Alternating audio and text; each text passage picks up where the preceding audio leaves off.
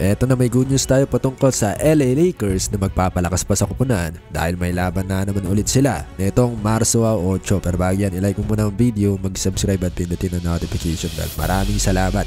Huwag na nga natin patagalin pa dahil talagang kaabang-abang balita na ito patungkol sa Los Angeles Lakers.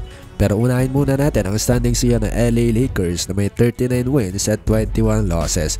Ngayon ay nasa first place sa Pacific Division at second sa Western Conference. Malakas pa rin ang team kahit dumaan sa malaking pagbabago ngayong season dahil nga yan sa pagdating ni Luka Doncic at grabe rin yung performance ni Lolo Lebron ngayong season. Parang MVP season nga mga pare ko. Pero ito ang dapat mong malaman kaya huwag ka nang umalis dahil mga pare ko, Austin Reeves magbabalik na sa koponan. Magandang balita nga ito para sa mga Laker fans dahil may posibilidad na nga na makabalik si Austin Reeves sa court sa susunod na laban.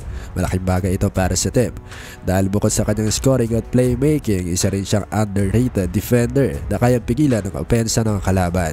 Ngayon alam naman natin na matinding depensa ang pinapakita ng LA Lakers at malaki pa nga may ambag ni Austin Reeves dito. Ang pagbabalik niya ay makakatulong sa pag-stabilize ng depensa at magbigay ng dagdag ng firepower sa LA Lakers. Sa paparating nilang laban kontra Denver Nuggets, malaking challenge ang pag-stop kay Nikola Jokic kaya mainam na bigyan na ng regalo na kabayo itong si Nikola. Pero biro lang mga pare ko, isa panguna nga ni LeBron James at Luka Doncic at posibleng pagbabalik ni Austin Reeves. Inaasahan natin na kaya-kaya talunan ng LA Lakers ang Denver Nuggets ni Nikola Jokic.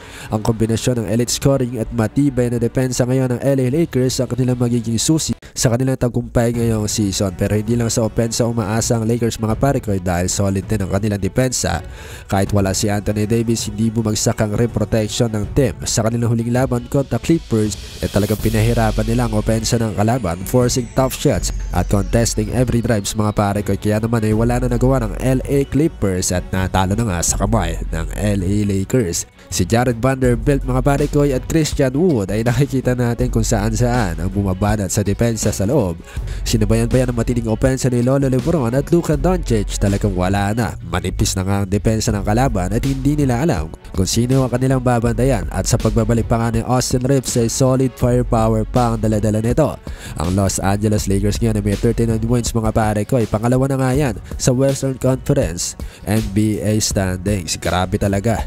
Si Lolo Lebron at Luka Doncic talaga nakaka-attract ng depensa ng kalaban.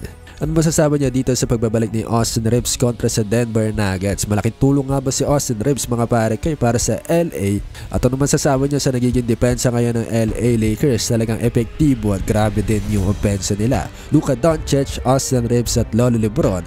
Talagang wala na nga magawa ang kalaban. Anong say mo dito? I like mo ang video kung nagustuhan mo, mag-subscribe at pindutin ang notification bell. Maraming salamat.